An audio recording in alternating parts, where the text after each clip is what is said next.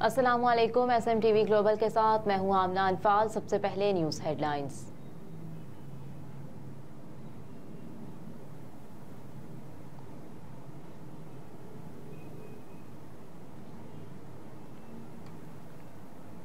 मुस्लिम league नून सिंध में कदम जमाने और बड़ा सियासी इत्तेहाद बनाने के लिए मुतहरिक। मुस्लिम लीग नून सिंध में भी अपने सियासी कदम जमाने के लिए मुतहरिक हो गई।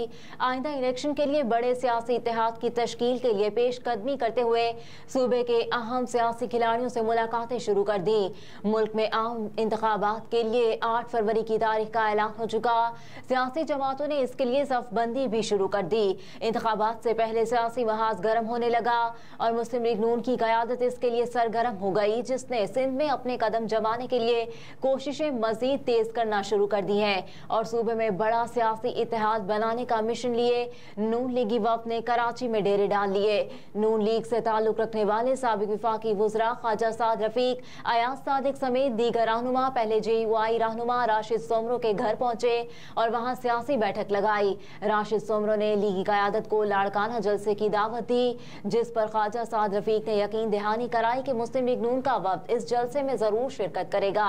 नून लीगी रहनुमाओं ने कराची में ग्रैंड डेमोक्रेटिक अलायंस के सरबराह पीर पगारा से भी मुलाकात की। उन्हें नवाज शरीफ का पैगाम पहुंचाया और बड़े सियासी इत्तेहाद के लिए तफसीली मुशावरत हुई।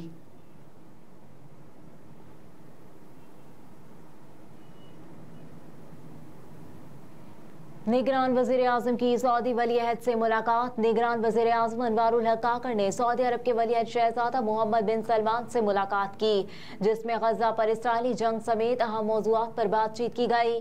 दोनों रहनुमाओं ने फ़लस्तीनियों के खिलाफ इसराइल को वहशियाना और अंधाधुंध जारहियत से रोकने के लिए फौरी बैनुल-अक़वामी ताउन की ज़रूरत पर जोर दिया। वज़ीर आज़म ने इसराइल फ़लस्तीन तनाज़े के मुनसिफ़ाना और पायदार हल के लिए पाकिस्तान के गैर मुतज़लज़ल अज़्म को भी उजागर किया।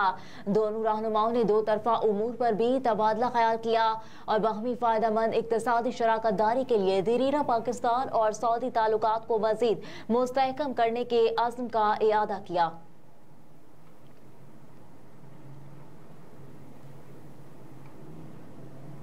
जस्टिस रिटायर्ड अरशद हुसैन नए वज़ीर आला KP मुकर्रर हो गए। साबिक वज़ीर आला महमूद खान और अपोजिशन लीडर अकरम दुरानी ने आज सूबे के लिए निगरान वज़ीर आला से मुतालिक मुशावरत की। गुज़िश्ता शब गवर्नर KP ने दोनों को वज़ीर आला हाउस बुलाने के लिए समरी अर्साल की थी। ताहम अब दोनों रहनुमाओं के दरमियान KP के निगरान वज़ीर आला के लिए जस्टिस रिटायर्ड अरशद हुसैन शाह निगरान के नाम पर इत्तफाक हुआ। अपोजिशन लीडर अकरम दुरानी ने कहा कि महमूद खान से जस्टिस रिटायर्ड अरशद हुसैन समेत दीगर नामों पर भी गौर किया गया। मुशावरत के बाद जस्टिस रिटायर्ड अरशद हुसैन के नाम पर किया। जस्टिस रिटायर्ड अरशद हुसैन नए वज़ीर आला KP होंगे।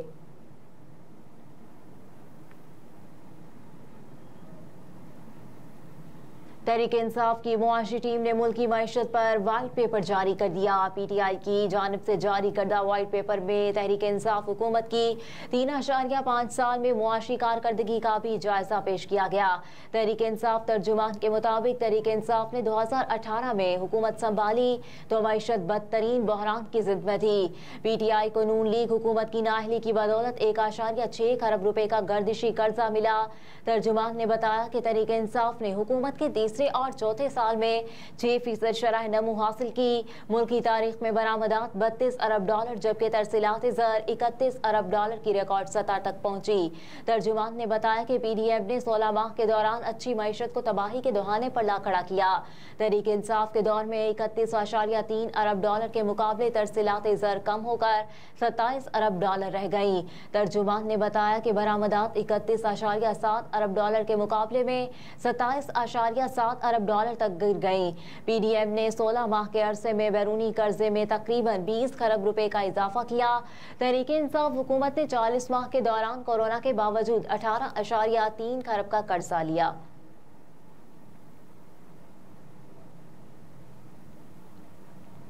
सदर मुमलिकत किसी एक जमात के तर्जुमान ना बने, निगरान हुकूमत की जानिब से बयान। तकरीब में शिरकत के दौरान मीडिया से गुफ्तगू करते हुए मुर्तज़ा सोलंकी ने कहा कि 8 फरवरी 2024 को आम इंतखाबात होंगे और आने वाली हुकूमत के लिए ज़रूरी है कि वह पॉलिसी को जारी रखें। मुर्तज़ा सोलंकी ने कहा कि निगरान हुकूमत आइन और कानून के तहत इलेक्शन कमीशन के साथ है।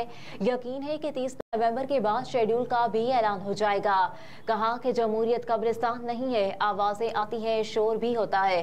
तहफ़्फ़ुज़ात जमहूरियत का हिस्सा है, इस पर परेशान नहीं होना चाहिए। शिकायत करना लोगों और जमातों का हक है, उनको आवाम के सामने आना चाहिए। तकरीब में निगरान वज़ीर इत्तलात ने कहा कि तवानाई के मुतबादिल ज़राए से बिजली पैदा करने पर तवज्जो दी जा रही है। महंगी बिजली की पैदावार से बोझ आवाम पर पड़ता है। गुज़िश्ता हुकूमत ने फैसला किया था कि 10,000 मेगावाट बिजली शमसी तवानाई से पैदा करेंगे।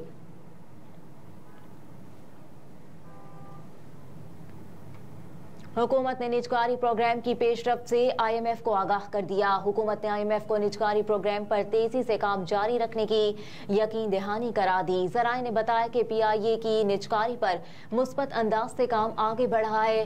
PIA की निजकारी फरवरी 2024 के आखिर तक मुतवक्के है। ज़राए के मुताबिक इस वक्त 27 इदारे निजकारी की फ़ाल फहरिस्त में शामिल हैं, जिसमें फाइनेंशियल, रियल स्टेट के 4 इदारे के प्रोग्राम शामिल हैं। इसके अलावा इंडस्ट्रियल सेक्टर के 4, तवानाई शोबे के 14 इदारे निजकारी की फाल फहरिस्त में शामिल हैं। ज़राए ने यह भी बताया कि हवाबाजी शोबे का एक ही इदारा PIA निजकारी फहरिस्त में शामिल है। निजकारी प्रोग्राम में Pakistan steel estate life insurance, blue की हवेली, बहादुर, गद्दू और नंदीपुर पावर प्लांट्स भी इसका हिस्सा हैं। ज़राए के मुताबिक तमाम सरकारी बिजली तकसीमकार कंपनियां, house building finance corporation, first payment bank, Pakistan engineering company और सिंध इंजीनियरिंग लिमिटेड भी निजकारी फहरिस्त में शामिल है।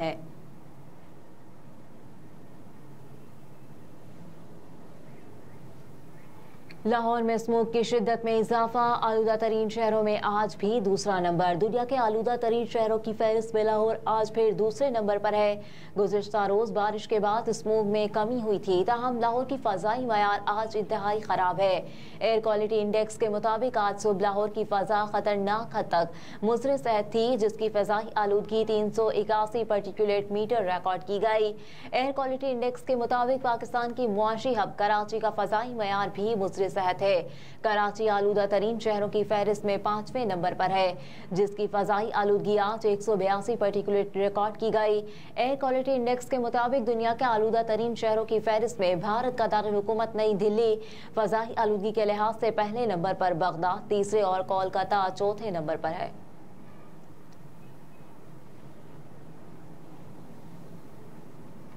सऊदी रियाल मुस्तहकम, रुपए की कदर कम हो गई। रियाल की कीमत 1 पैसे और भारतीय रुपया भी 1 पैसे महंगा हो गया। बांग्लादेशी टिक्के की नर्ख 1 मवेशा कम हो गए। अरब मीडिया रिपोर्ट्स के मुताबिक सऊदी मार्केट में पाकिस्तानी रुपए के मुकाबले में रियाल 1 पैसे महंगा हो गया। निर्ख 76.59 रुपए पर पहुंच गया। रिपोर्ट के मुताबिक भारतीय रुपया भी 1 पैसे महंगा होकर 22.23 रुपए पर आ गया, जबकि बांग्लादेशी टिक्का 1 पौशिया कमी से 29.43 टिके पर आ गया। सऊदी अरब के मुख्तलिफ ट्रांजैक्शन सेंटर्स के मुताबिक हफ्ता 11 नवंबर 2023 को सऊदी रियाल का एक्सचेंज रेट और ट्रांजैक्शन फीस ये रही।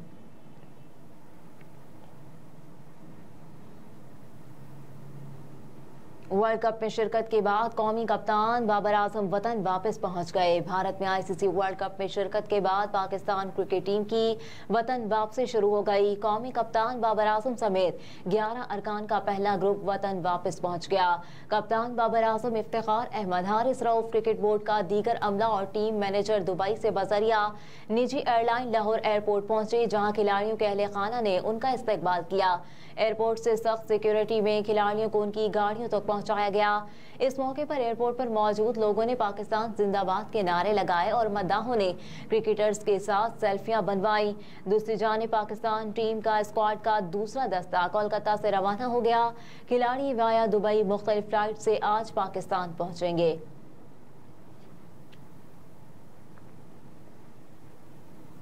और सऊदी अरब खुसूसी वर्क वीज़ा की सहूलत मुतारिफ। वजारत सरमायाकारी के अंडर सेक्रेटरी मोहम्मद अबा हुसैन ने कहा कि गैर मुल्की सरमायाकारी की सहूलत के वीज़ा जारी किए जा रहे हैं।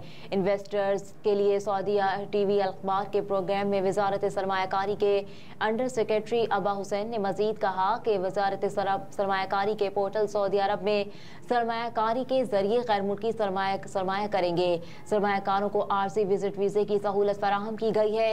इन्वेस्टर वीज़े के हवाले से अबा हुसैन का मजीद कहना था कि मुमलिकत में सरमायाकारी के ख्वाहिशमंद अफराद की सहूलत के लिए पोर्टल जारी किया गया है। इन्वेस्टर वीज़ा की दरख्वास्त पोर्टल पर अपलोड होते ही मुतालिका इदारे में इसका जायजा लेने के बाद नतीजे से दरख्वास्त गुजार को मतला दिया जाएगा। अंडर सेक्रेटरी ने मजीद कहा कि इन्वेस्टर वीज़ा हासिल करने की कार्रवाई इंतहाई आसान रखी गई है, जिसे वन विंडो ऑपरेशन भी कहा जा सकता है। वीज़े का इजरा बिला किसी ताखीर किया जाता है।